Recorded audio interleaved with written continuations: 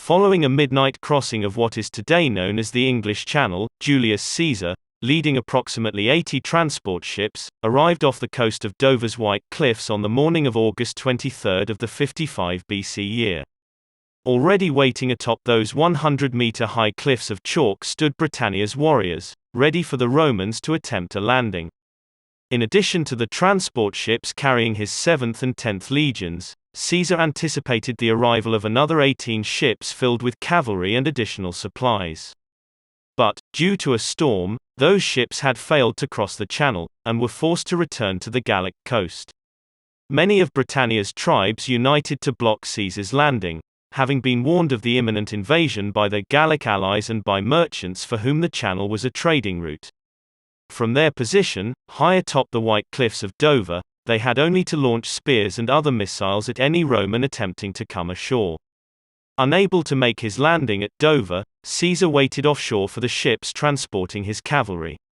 When, by about 3 o'clock in the afternoon, there was no sign of them, he convened a war council with his legates, commanding them to act on their own initiative, then ordered his fleet to drift along the shore until a more suitable landing point could be located. However, as the ships cruised cautiously hugging the coastline, the Britons shadowed him from atop the cliffs. With those on horses and chariots in the lead, the Britons kept their pace with the Roman fleet. After about 7 or 8 miles, a suitable beach was located. But Rome's ships, built for the deeper waters of the Mediterranean, sat too low in the channel to approach the shore, requiring Caesar's men to disembark in the deep water. Additionally, once Caesar chose his location, the British cavalry and chariots rode down through the mouth of the cliffs, to occupy the beach. With his landing contested, Caesar's men not only had to swim from the deeper waters, but had to fight their way through the shallows, in order to take the beach. When Caesar gave the order, his men stood frozen, reluctant to jump overboard. Finally, a young standard-bearer for Caesar's fanatically loyal 10th Legion, hoisted his standard up and shouted, "Leap, fellow soldiers! Unless you wish to betray your eagle to the enemy, I, for my part, will perform my duty to the Republic and to my general." His call to arms complete, the young man leapt into the water. The rest of the 10th Legion, shamed by his unflinching bravery, followed him into the channel. From the transport ships, Caesar's legions swam against a barrage of incoming missiles, launched from the shallow waters. As they closed in on the shallows, those Britons who were on foot, caught up to the cavalry and chariot riders, and poured onto the beach, desperately hoping to drive the Romans back. But Caesar's soldiers would not be driven back. They persevered against heavy missile fire, only to be met by Britannia's charging cavalry, when at last they made it to the shallow waters. But Caesar's men held their lines, and eventually claimed the beach, although they suffered very heavy losses for their victory. The Britannian cavalry and charioteers withdrew, and fled. Many of those on foot, abandoned by their compatriots, and being no match for Caesar's ruthless infantry, were slaughtered as they struggled to flee. But Caesar, his cavalry still nowhere in sight, could not risk pursuing those on horseback. Instead, Caesar was forced to remain near the beach, where he ordered his legions to set up camp. 4 days later, emissaries from some of Britannia's local tribes came to see Caesar. According to Caesar, the Britons were so awed by his military might, that they apologized for the attack against him, blaming it on the common people, and assuring Caesar they had not acted on the commands of any chieftains. To prove their sincerity, the emissaries even brought hostages from the closer tribes' more influential families, and promises that more hostages were on the way, being forced to travel from further inland. Additionally, the Britons released Commius, the king of the Belgic Atrebates. Caesar had sent Commius to Britannia, in the company of British emissaries who had come to Gaul to surrender to Caesar. Together with these emissaries, Commius was tasked with convincing friendly Britannian tribes to submit to Caesar.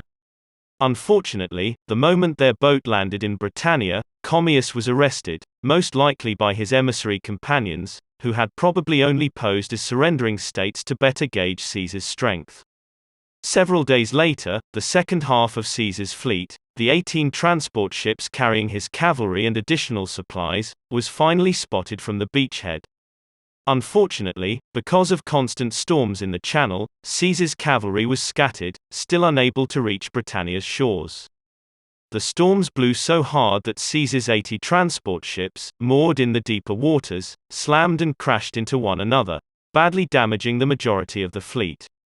Several of Caesar's ships sank, and of those still afloat, most had their rigging damaged. Caesar was now trapped in Britannia. And with no fresh supplies coming, he would soon run out of rations to feed his legions. It did not take long for the Britons to realize that Caesar's advantage had dramatically weakened. If the Britons could keep Caesar on the island until it was too late in the year for him to sail out, they would gain the opportunity to defeat his forces by starving them into submission during the winter. Soon, the hostages that had been given by the influential families, all slipped quietly from the camp during the night. And, knowing Caesar now had to forage for supplies, the Britons planned an ambush against his forages, once their hunt for supplies took them far enough from the military camp to ensure the Britons' success. When the attack came, several of the foragers escaped, running back to the beach to notify Caesar that they were under attack. Caesar immediately ordered his legions inside the camp, and then, choosing approximately 1,000 men, led the rescue of those being attacked by the Britons. When the Britons, who were having a difficult time defeating Caesar's foragers, saw Caesar's men in the distance, they turned and fled. In response to the attack on his foragers, Caesar marched his 1,000 men to the closest village, and burned it to the ground, along with all the crops surrounding that village. He then returned to camp, and prepared for an assault. Within a couple days, the Britons, united against the Romans, amassed a full army outside Caesar's camp. Caesar, who had only infantry with him, deployed his men in front of the camp. When he sounded the attack, his infantry charged, clashing with Britannia's cavalry and chariots. Unlike Roman chariots, built only for a single driver, Britain's chariots were two-man operations. One man drove, while the other hopped off and on to battle in multiple locations. But, against Caesar's legions, even the chariots could not win. When the cavalry and charioteers fled the battle, Britain's infantry was left behind to be annihilated by Caesar's forces. Rather than falling back to his camp, as he had previously done, lacking the numbers to engage in pursuit, Caesar ordered his legions to continue forward. Spreading out from his military encampment, Caesar's forces executed every Briton they encountered, and burned down all the villages in the immediate area. Now Caesar had Britannia's attention. Following their defeat by Caesar, emissaries appeared again, seeking peace with the Romans. Yet, despite his victory, Caesar's position was not as strong as he would have preferred, and so, he accepted their terms, but demanded the Britons double their offer of hostages, and commanded him to journey to him in Gaul, where he would receive them during the winter months. Caesar's men, using flotsam and other salvaged supplies from the wrecked fleet, repaired sufficient transport ships for evacuating the island before it was too late in the year for safe return to the Gallic coast. Caesar, taking advantage of a lull in the Channel's storms, loaded his legions onto those vessels which had been made seaworthy, and quietly left the island of Britannia in the middle of the night. Once back in Gaul, only 2 of Britannia's tribes followed through with their promise of hostages. The remainder of the tribes did not feel imperiled enough to fear Caesar's return.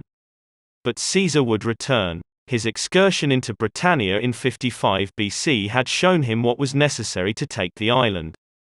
With his legions wintering in Belgic territory, Caesar made plans for a return to Britannia in the summer. This time, however, Caesar would come fully prepared for invasion.